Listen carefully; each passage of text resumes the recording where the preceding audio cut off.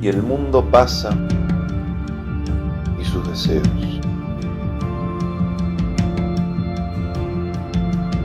Pero el que hace la voluntad de Dios permanece para siempre.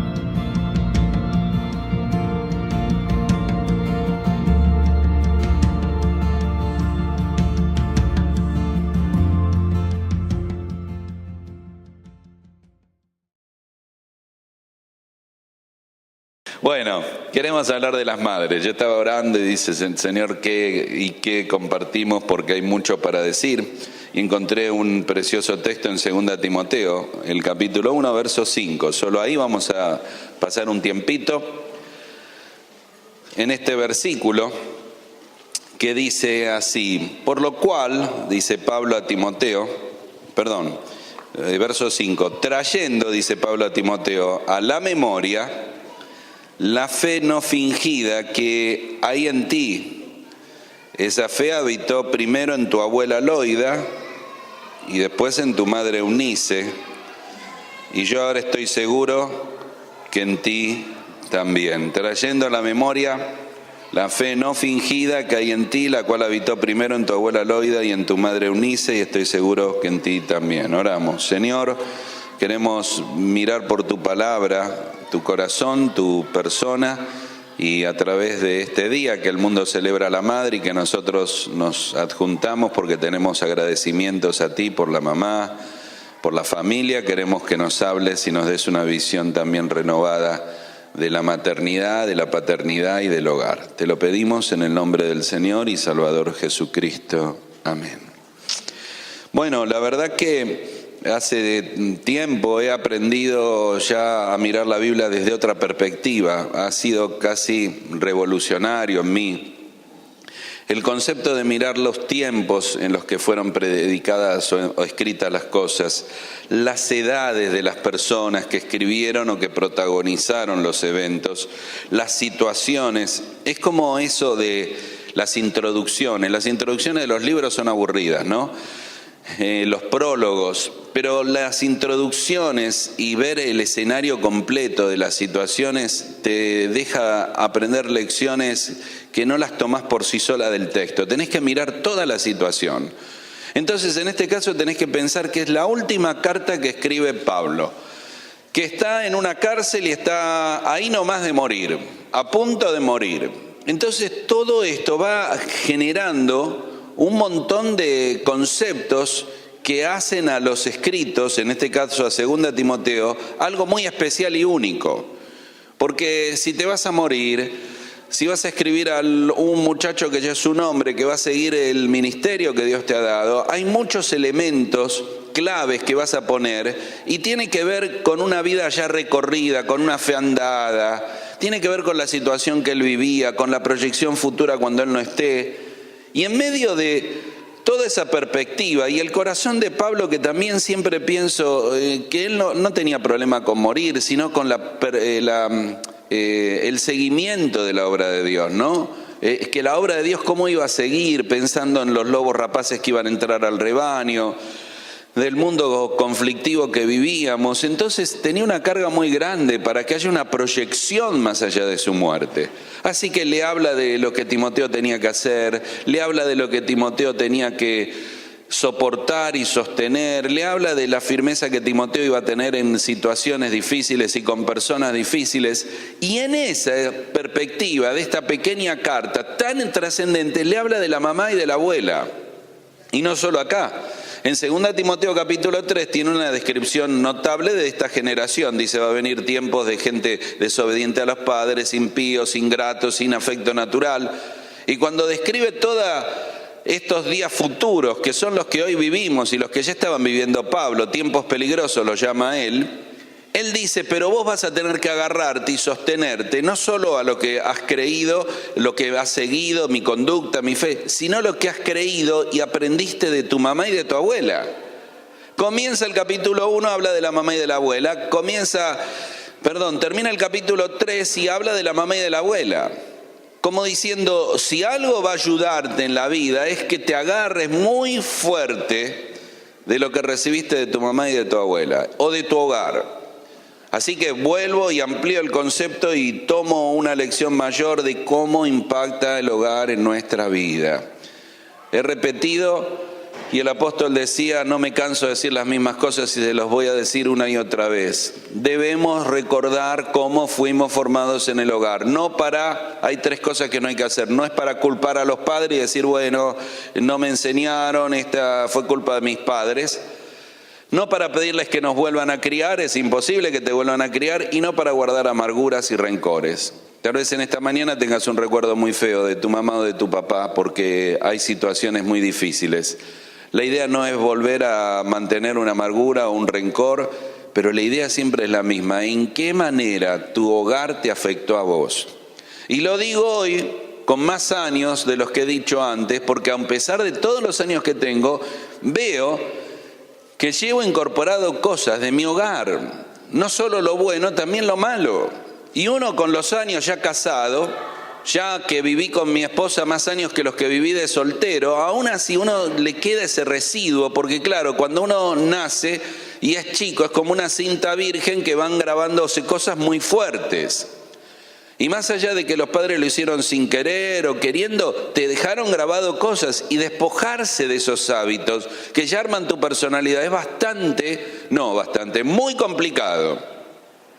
Pensá cuántas discusiones has tenido en tu matrimonio. Yo tuve muchas, solo por traer y arrastrar hábitos de mi familia, hábitos pecaminosos de nuestro hogar, que se peleaban y gritaban, que se peleaban y no se hablaban, la guerra del silencio, una semana sin hablar, y un montón de cosas que uno arrastra, y podría hacer una lista enorme de cosas tuyas y mías, de un montón de cosas, actitudes hacia el dinero, que las percibimos, nos molestó en nuestro hogar y las volvemos a repetir. Así que el énfasis es el hogar, es muy fuerte. La crianza y la formación de tu vida es muy fuerte, y solo teniendo ese planteo y esa visión podés dejar que la obra del Espíritu de Dios haga una transformación real. Y lo peor, no solo que cambie tu vida, sino que te permita generar una nueva cadena generacional para adelante. Para lo que fue una falla de tus padres, no solo no te pase a vos, se la pases a tus hijos y a tus nietos. Como la mujer rencillosa de Proverbios, que suele ser así por causa de la madre o de la abuela. Es tremendo todos estos conceptos. Las bendiciones en la Biblia es hasta la tercera y cuarta generación. Eso es nietos y bisnietos. Así que Pablo sabe de esto, conoce perfectamente esto y dice, mira, todo lo que voy a hacer para alentarte y animarte tiene que ver con volver a tu pasado y tomar de tu hogar piadoso que tuviste. Timoteo eran de Listra. Hay una historia no clara si se convirtió con Pablo porque lo llama verdadero hijo en la fe, o toda la familia se convirtió con Pablo. Loida y Eunice, tenía un papá griego que parece que era no creyente, por eso menciona a la mamá y a la abuela que toman las riendas espirituales del hogar. Y luego cuando sale en el viaje misionero, Pablo toma a Timoteo, que ya se había convertido en un muchacho, que era ya un hombre que iba a ser alguien tan especial y único para Dios, tanto como Pablo lo fue. Esta era la prosecución de su fe y el legado de su fe en este muchacho. Así que vos vas a ver ahí varios elementos, por lo menos hay 3 en Timoteo capítulo 1. Uno es el mentor de la fe en Pablo, la madre piadosa y la abuela piadosa que tuvo, y luego el don que Dios le dio. Y eso hace una mezcla para animarlo a Timoteo. Ahora, muy bien, llegamos al verso 5 y él está planteando el recuerdo y el sostén que viene de la abuela y de la madre, de Loida y de Eunice en un hogar piadoso. Y es interesante porque ellas parece que aún antes de convertirse le instruyeron en el Antiguo Testamento, en la ley de Dios, judías piadosas que luego abrazaron la fe en el Mesías. Alguien dijo así, un padre de la iglesia primitiva dijo, Timoteo fue criado en su infancia de tal forma que pudo mamar la piedad junto con la leche de su madre. Y sin duda fue así. Así que te estás parando en el verso 5 para ver la historia y la razón de por qué Timoteo va a poder ser lo que después fue. Hay una frase que me gusta mucho, la leí, la anoté, es bien significativa. Alguien dijo que cuando se quiera formar a un gran hombre o una gran mujer, hay que comenzar por la abuela. Como diciendo, no minimices el impacto que una abuela, para bien o para mal, puede tener. Y aquí hay una madre y una abuela. Hay 4 lecciones que quisiera mencionarte de ese verso 5. Son muy claras, están ahí. La primera dice, trayendo a la memoria. La primera cosa es la memoria de la fe. La memoria tiene que ver con los recuerdos. La vida es una vida de recuerdos. La vida se hace de recuerdos. Entonces ahora tenemos que preguntarnos qué recuerdo tenemos, buenos o malos, pero tenemos recuerdos. Y no podemos desligarnos de ellos, nos acompañan toda la vida y aún hasta la muerte. Así que tu vida está armada de recuerdos y son muy fuertes. Los recuerdos en el ser humano no son como un archivo de computadora frío y racional, tienen que ver con sentimientos. Lo notable de la memoria del ser humano es que yo me acuerdo de algo que pasó en mi hogar y me río. Y me acuerdo de algo que pasó hace 20 años con mi mamá o mi papá y lloro. Qué notable, qué fuerza que tiene la memoria y el recuerdo que me lleva a experimentar sensaciones en mí de años atrás. Por eso la memoria es tan importante y Dios lo puso como un condicionante para la fe cuando dijo, la Pascua será un memorial para ustedes. Y el hombre mayor del hogar, el abuelo, les recordaba con el pan sin levadura de dónde lo sacó Dios. Por eso en el Nuevo Testamento la iglesia tiene la cena como un memorial, para que la memoria sea renovada y refrescada. Pero aquí dice algo muy interesante, trae a la memoria la fe. La memoria más importante que uno debería tener, y aquí es donde tal vez tu hogar no la tuvo y no hay problema, es el hecho de lo que podés dar ahora, es la memoria de la fe. Es como diciendo, el recuerdo más importante de una persona es el de la fe, de la vida espiritual, en este caso de la mamá y de la abuela, de su corazón para con Dios. Necesito que pienses como hija o hijo, ¿qué recuerdo de la fe de tu mamá o de tu abuela, quiero incluir también a tu padre, tienes? ¿Y qué recuerdo de fe le estamos dejando a los hijos? Porque si me tomo de este versículo, la memoria más importante a recordar en la vida es la memoria de la fe. Por un momento piensen, padres, si tus hijos te vieron orando, leyendo, sirviendo al Señor, eso es un recuerdo que no va a poder ser olvidado. La memoria de la fe es la más fuerte de las memorias, porque va por arriba de todo evaluando que más allá de las fallas y defectos del papá y de la mamá, hubo una fe. Y en este caso fue una fe tan grande y tan maravillosa que transformó la vida de Timoteo. Ahora, algunas cosas que puedo poner en una pequeña lista de recuerdos de fe. La fe cuando un papá, una mamá, en este caso la mamá, oró con nosotros, o oró por nosotros. Ese es un recuerdo muy importante. A mí me es inevitable escribir esto, desarrollar este mensaje y recordar que me arrodillé montones de veces con mi hermano y mi mamá a orar.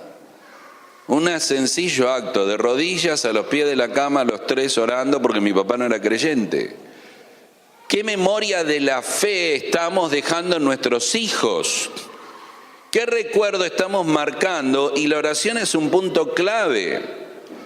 Proverbios 31 describe a la mujer piadosa y espiritual que tiene la ley de clemencia en su lengua. Es una mujer que habla y bendice, por eso se levanta el esposo y los hijos y la llama bienaventurada. El recuerdo de una mamá que no criticó, que no, y me gusta la palabra despotricar, porque hay un momento en que uno puede despotricar contra el cielo, la tierra y la iglesia y la gente y el mundo y la familia. El recuerdo de una madre que no murmuró, que no se burló, que no criticó a los otros. Miren, creo que hay mucho desprecio por el prójimo en nuestros hogares, mucho. Cuando nos burlamos de alguien en nuestro hogar es desprecio. Cuando nos creemos superiores a otros en nuestro hogar es desprecio.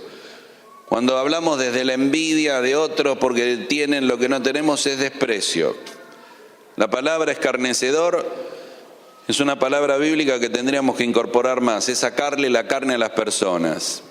El Salmo 106 menciona el recorrido miserable de Israel. Es muy interesante el Salmo 113, la gracia de Dios, 104 la misericordia de Dios, el Salmo 105 la majestad de Dios. Salmo 106 dice, y murmuraron en sus tiendas. Murmuraron en sus tiendas. En el hogar, cuando estaban encerrados, las palabras florecían y lo que no sabíamos es que estaban marcando la vida de los hijos. Miren, es incontable los lugares que he estado en que los hijos salen revelándose a la obra de Dios, a la iglesia. ¿Y saben por qué? Porque los padres siempre acostumbraban en la mesa a criticar a los pastores, a los ancianos, a los líderes. ¿Qué querés que tus hijos hagan? Si cada vez que sentado en la mesa hablas mal de las autoridades espirituales, ¿a qué va a conducir eso?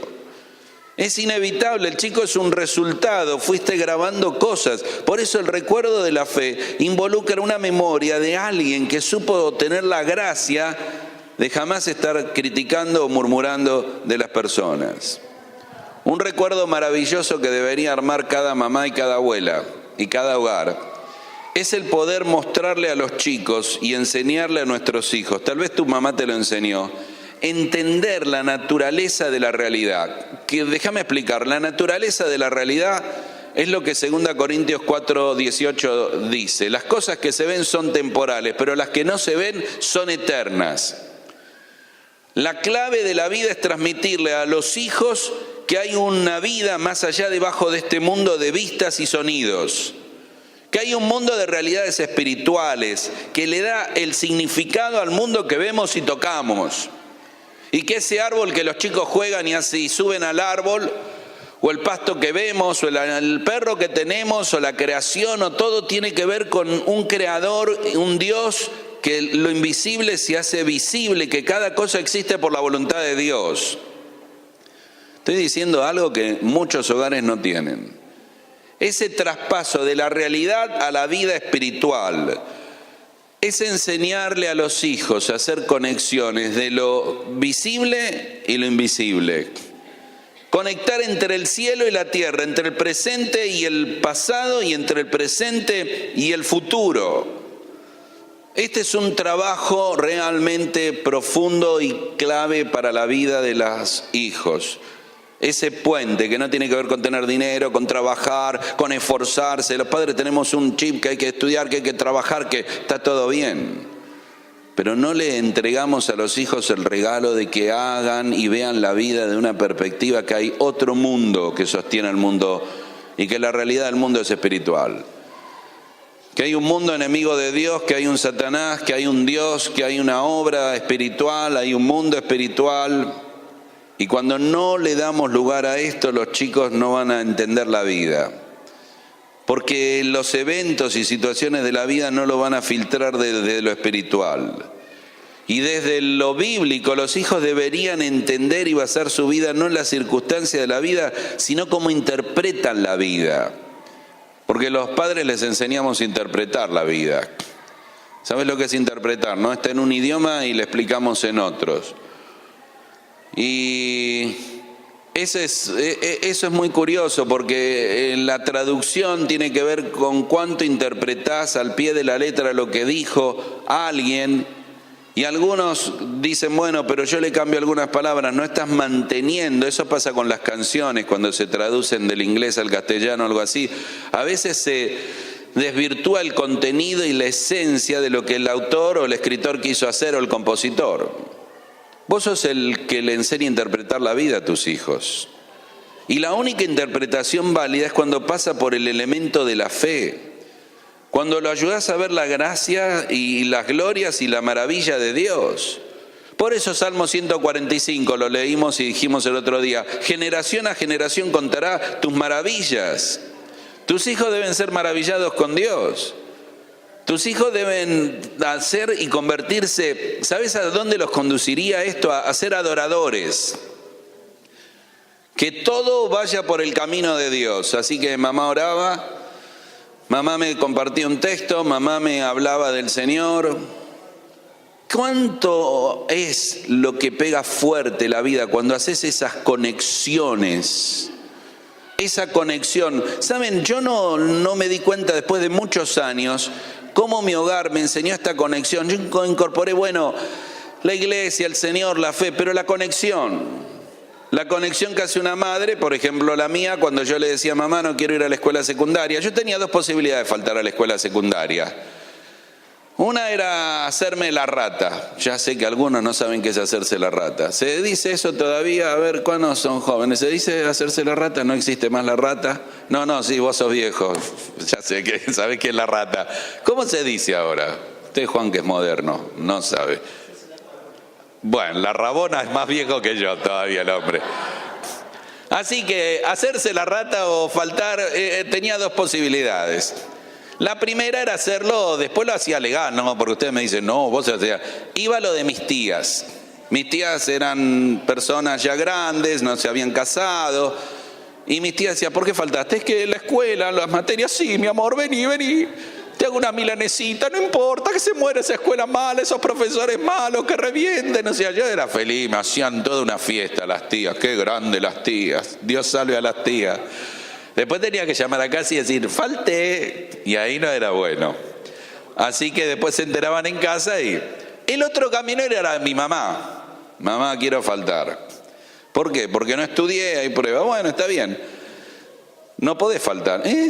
Te vas a ir a tu cuarto, te vas a arrodillar y vas a orar. Y le vas a decir, Señor, perdóname por no estudiar. ¿Y sabés qué dice 1 Juan capítulo 1? Mirá cómo lo aprendí, ¿no? Que el Señor es fiel y justo para perdonarnos de toda maldad y limpiarnos. Así que si confesamos nuestros pecados, confesá y vas. Así que no me quedaba otra. Iba, oraba, solito, iba a la escuela y yo iba, estoy viejo, perdón. Iba con esos cuadernos que tenían elástico. Yo sé que la gente dice, ¿dónde sacaste? Había un elástico que encerraba los cuadernos. Gracias por lo que dicen así. Que era útil porque te servía para los... Estoy poniendo viejo. Para los libros y para tirar tizas a los enemigos, ¿entendés? Y iba así colgando con los libros como diciendo, ¡qué desgracia, qué desgracia! Y llegaba, la profesora se murió, cerraron la escuela, amenaza de bomba, no sé. Pero nunca me falló una sola vez el que confesara mis pecados y Dios actuara de una manera especial cuando enfrentaba la escuela sin haber estudiado, o el profesor o el examen. Lo que no sabía que a lo largo de los años eso era enseñarme a hacer una conexión entre Dios y la vida, entre lo espiritual y lo terrenal y lo material y lo humano, que hay un Dios que gobierna, un Señor que es soberano, alguien a quien poder recurrir. Necesitamos esto porque esta es la memoria de la fe a la que Pablo le dice a Timoteo, agárrate. ¿Y qué tal cuando las madres le enseñan contentamiento? No filtran con queja y bronca incluida, no se quejan de la situación y amargadas, más amargadas amargan, le enseñan a confiar en Dios en la prueba. O quede cuando ayudan materialmente a otros, porque Proverbios capítulo 31 habla de cómo la mujer dio su pan al indigente. Un impacto profundo en la vida de los hijos es ver cuando la mamá da, y obvia también el papá, pero aprender de la generosidad de la madre. Hoy dije en la cena algo, digo, tengan cuidado los hombres que quieran ir a la parte de la feria a comprar un regalo para el Día de la Madre. No sea cosa que compremos una ropa que ofrendó nuestra esposa, ¿no? Porque somos tan distraídos los hombres, te compré la carterita, pero sí esa era mía, la usé 20 años, ahora la dejé ahí. Pero esos somos los hombres. Lo cierto es que cuando ayudamos a otros es un impacto, y la lista podría seguir. Yo te invito a que hagas memoria. Memoria de las cosas buenas que la memoria de la fe de tu mamá o tu abuela o tu hogar te dejaron. Y las cosas que te faltaron, y aun si te faltaron todo, es una motivación a dejar una nueva memoria, a dejar un nuevo registro, a hacer un borrón y cuenta nueva, a que permita que Dios haga una nueva enfoque generacional de acá en más. En segundo lugar, la realidad de la fe, no solo la memoria de la fe. Dice a la memoria de la fe no fingida. La palabra griega es anupokritos, o sea, sin hipocresía. Esta es una palabra muy, muy interesante, porque en la vida cristiana podemos fingir la fe.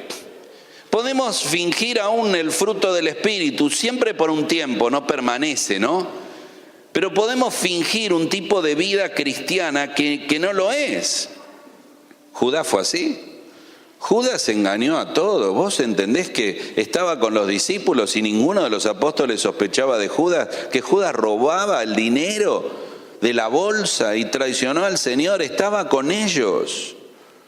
Este es un gran desafío para nosotros, para pensar si nuestra fe es real o fingida. La fe que se ve en el hogar, no en la iglesia. Los hijos son jueces inexorables. Cuando llega una edad no se la podés dibujar a los hijos, no le podés inventar nada. Ellos, si yo le pregunto cómo fue papá o cómo fue mamá con el dinero, te lo van a decir, no se la dibujes. Y si le pregunto cómo fue con la fe, ellos te lo van a decir. No, mi papá era un hombre espiritual, mi papá era un hombre de Dios, mi papá era un hombre... El otro día estaba hablando con alguien y le decía, mirá, hablando de la importancia de estar los domingos en la casa de Dios. A veces he visto familias que tal vez los padres no hicieron lo mejor o el papá no hizo lo mejor, pero su fidelidad de estar en la casa de Dios el domingo, de venir y estar en la obra de Dios y mantenerse fiel, llegó un momento que doblega y lleva la fidelidad de los otros. Y lo decía en este contexto, tal vez necesitan más, claro, los hijos necesitan consejo, palabras y otras cosas, pero aún lo poco que le da en esa fidelidad forma un legado. Por eso tenemos una tremenda responsabilidad sobre toda nuestra familia, porque lo que hacemos tiene una repercusión generacional y eterna mucho más grande de lo que pensamos. A veces en la vida hay que hacer cosas porque debes hacerlas. A veces haces cosas por otros, hacer las cosas por el Señor. Pero hacer las cosas por la familia también es una motivación importante. Tal vez cuando empezás la iglesia tenés que venir porque tenés que venir por el Señor, no por obligación. Luego tenés que venir porque formás parte de un ministerio y también podés afectar a otros. Pero vos has pensado que también tenés que venir por tu familia, que sentado en este lugar, yo no sé si ustedes recuerdan, hace muchos años dimos una serie de 10 razones para estar los domingos en la casa de Dios. Yo cada domingo 5 minutos hablé de esto. Y una de las razones era lo importante y lo que representa un hombre o una mujer sentado en un banco de la iglesia, que dice solo se sienta en el banco. No. Representa un montón de cosas. Una persona en este banco, vos ahí en este banco estás diciendo Dios es importante, quiero escuchar la palabra, quiero adorar a Dios, quiero venir a la iglesia es importante, necesito al pueblo de Dios, mi familia necesita al Señor, yo quiero crecer. Todo eso estás diciendo sencillamente porque estás sentado ahí. Cuando no estás sentado ahí, estás diciendo el Señor no es importante, el Señor no es lo primero, la palabra de Dios no es lo más valioso, estar con el pueblo de Dios puede ser secundario y un montón de otros elementos. Todo eso arma una fe que no es genuina, y la fe de Loida y Eunice fue genuina. Y los hijos lo ven y los hijos lo saben. Y la mujer se convierte en una mujer de fe y en una mujer de Dios. Mi pregunta antes de ir a la tercera cosa en este texto es si tienes una fe hipócrita. Es dura, pero la palabra en griego es sin hipócrita, sin hipocresía. Los hijos la perciben. Los hijos saben cuando hay una comunión cristiana real, una vida cristiana real, un servicio real. En tercer lugar, lo tercero que dice este texto, el lugar de la fe. Dice la memoria, la fe no fingida, la cual habitó. El lugar de la fe habitó primero. Bueno, la expresión primero quiere decir, primero empieza conmigo, después va con los hijos. Primero comienza conmigo, después va hacia la familia. Pero el verbo habitar tiene un significado, el diccionario de Strong lo traduce de una manera maravillosa. Significa morar dentro y tener influencia. O sea, no solo vive ahí, sino influencia. El lugar de la fe es un lugar central en la vida, en el hogar, en los problemas, en la vida diaria, en los entretenimientos. Cristo debe habitar por la fe en vuestros corazones, eso dice Efesios 3:17. Alguna vez hemos explicado, habite Cristo por la fe en vuestros corazones, quiere decir que Dios se aloje permanentemente en nuestra vida, que se resida permanentemente y que el Señor se sienta cómodo. ¿Te has sentido incómodo en algún hogar? A veces a mí me pasa. Por eso cuando uno es hospedado, y hemos sido hospedados muchísimas veces, no importa si la persona tiene una casa grande o chica, es otra cosa. El hospedaje tiene que ver con el corazón, con la actitud, con el que te sentís bien ahí, te sentís tranquilo. No es comodidad, es libertad, es una sensación que está todo bien. Bueno, el Señor quiere sentirse así, que habite Cristo por la fe en vuestros corazones, y así debería nuestra fe tener ese lugar, que habitó primero, que se mantuvo primero. Esta cuestión de que el Señor es el eje de toda la vida. Por eso uno quiere esforzarse que tenga lo que vos no tenés. ¿Cómo vas a hacer? Si no habita centralmente en tu vida Cristo, ¿cómo vas a hacer que habite en la vida de tu familia? ¿Tuviste un hogar así? Es una bendición si lo tuviste. Donde oran en los problemas, donde priorizan las cosas de Dios, donde buscan dirección bíblica, donde saben que hay una respuesta y tiene que ver con Dios. El lugar de la fe es trascendente. Siempre digo, es como los olores en las casas. Bueno, la fe se percibe en la música que se escucha en la casa, en los programas de televisión que se ve, en las charlas que se tiene. La familia es única. La creó Dios, nació de su corazón. Y yo lo digo pensando que algunos de ustedes han sufrido de hogares y de familias, y está todo bien, más allá de lo triste. No estoy hablando ahora para que vuelvas para atrás, estoy hablando, ¿por qué no hacer una nueva cosa en tu vida? Lo más contradictorio que he oído es ver personas que han sufrido por su hogar y repiten lo mismo. No, mi papá nunca me habló de sexo. Y vos repetís lo mismo con tus hijos. No, mis padres gritaban, se peleaban, nos golpeaban. Y vos repetís lo mismo. Es una contradicción. Fuiste un infeliz y haces infeliz a las generaciones futuras. ¿Cuándo vas a darle un corte generacional y comenzar una nueva cadena generacional?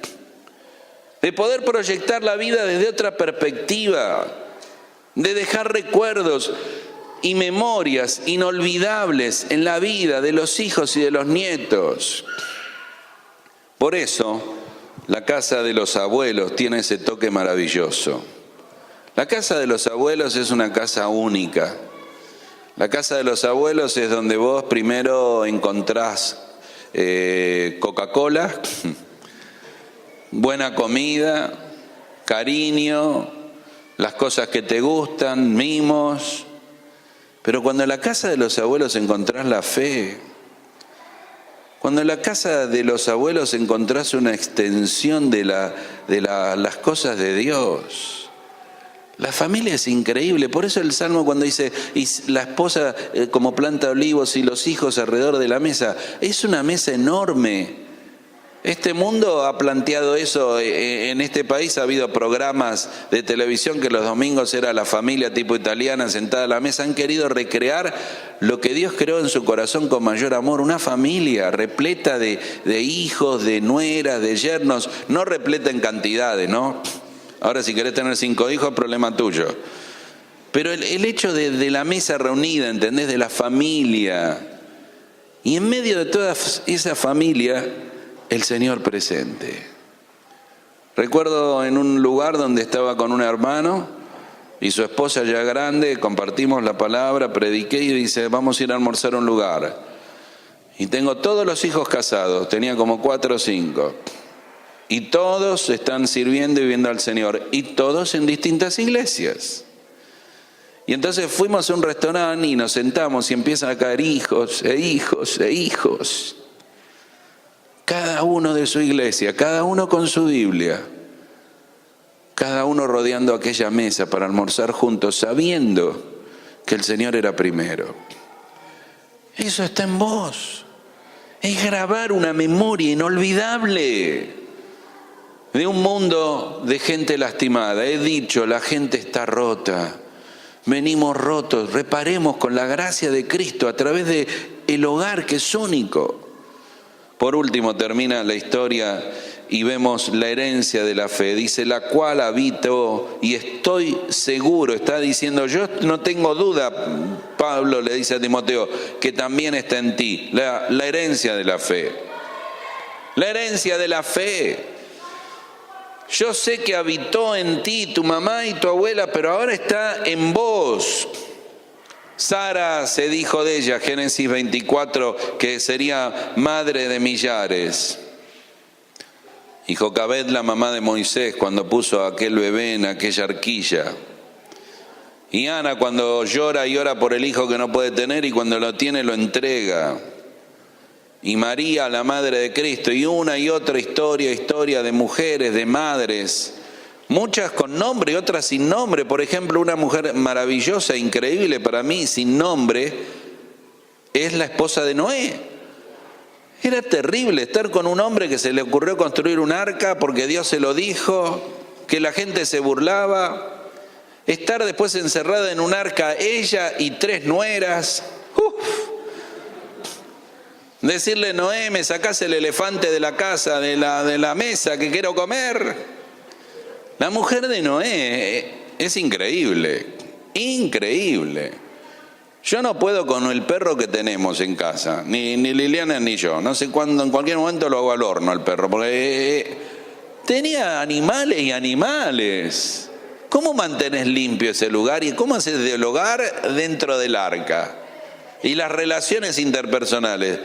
Dios ha tenido generación tras generación mujeres santas y piadosas. Y espero en esta mañana que seas una de ellas. Porque esa herencia es de una Loida y Eunice que mueren y sigue viviendo la fe de ella en Timoteo.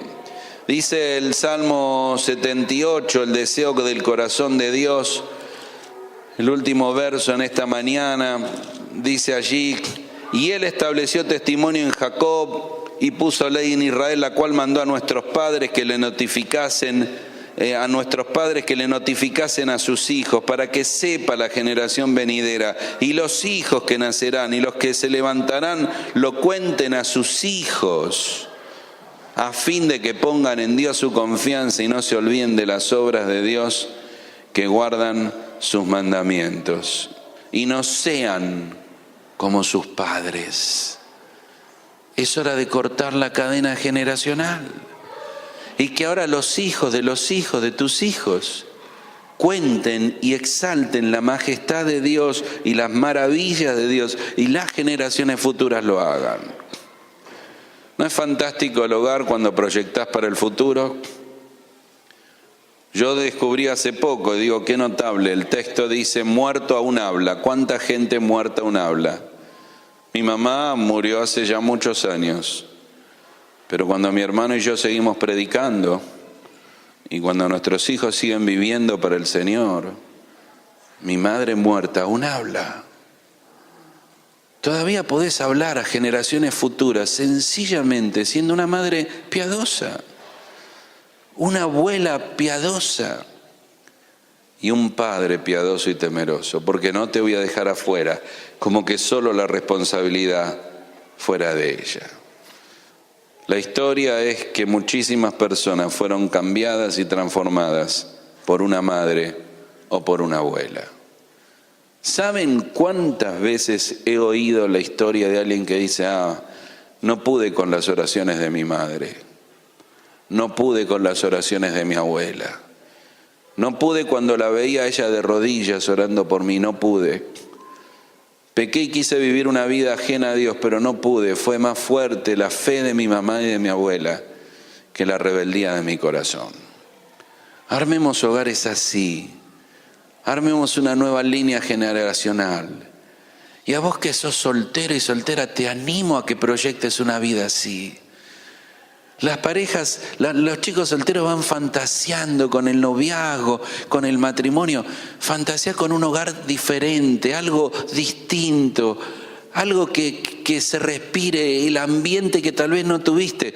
Y hagas algo tan precioso que sea lo más cercano a tu corazón, lo más ligado a tu alma, y que deje una huella imborrable, una huella que trascienda el negocio, la economía, los títulos, los logros en el ministerio, una familia que se para declarando que el Señor es el eje y el centro de ese hogar, y que los padres son honrados, no por sus fallas que las tienen, sino porque declararon que la fe en Cristo era lo más importante a asumir y a tener en la vida. Timoteo, haz memoria de la fe no fingida que habitó en tu mamá y en tu abuela, que también habita en ti. Ojalá que sea la experiencia de tu hogar y la experiencia de tu familia. Y si no, empieza ahora. Es tiempo para arrancar de nuevo. Oramos en esta mañana. Inclinamos la cabeza y clamá por el hogar que tal vez no tuviste y que el Señor te dé la gracia de armarlo. Clamá por el hogar que tenés y ser el tipo de padre o madre que tu familia necesita. No estás acá para hacer un gran ministerio y una gran iglesia. No estás acá para construir un buen negocio y generar dinero. No estás acá para logros personales, sino nuestra primaria y más importante tarea es nuestra familia y nuestro hogar. Es dejar fundamentos de la fe en el alma de los hijos, que les permitan generación tras de generación declarar la maravilla y la grandeza de Dios. Querido Señor, te agradecemos en esta mañana por tu palabra. Y Señor, se mezclan los recuerdos y las memorias, en algunos de agradecimiento por lo que nos has dado, en la fe de los padres. Algunos no tuvimos a uno de los dos como creyente, pero aún, Señor, lo poco que tuvimos o lo mucho te agradecemos. En otros casos, algunos vienen de hogares, Señor, que no conocieron al Señor. Aún así, todo queremos aprender a proyectar una nueva generación de fe y aprender, Señor, a crecer en lo que tal vez no vivimos, pero que ahora podemos darle a la familia. Señor, te ruego por los jóvenes que todavía no han formado sus hogares, que miren el hogar como algo precioso a tener, como una maravilla única, Señor, tuya, del cielo. Es un anticipo del cielo el hogar, la familia. Que en un rato, Señor, al sentarnos en la mesa con nuestra familia, podamos valorar a Cristo, buscar su gloria y saber que si Él no edifica la casa, es en vano, es absurdo, es tonto que nosotros querramos hacerlo. Te entregamos a ti nuestras vidas, hogares y familias, en el nombre del Señor y Salvador Jesucristo. Amén.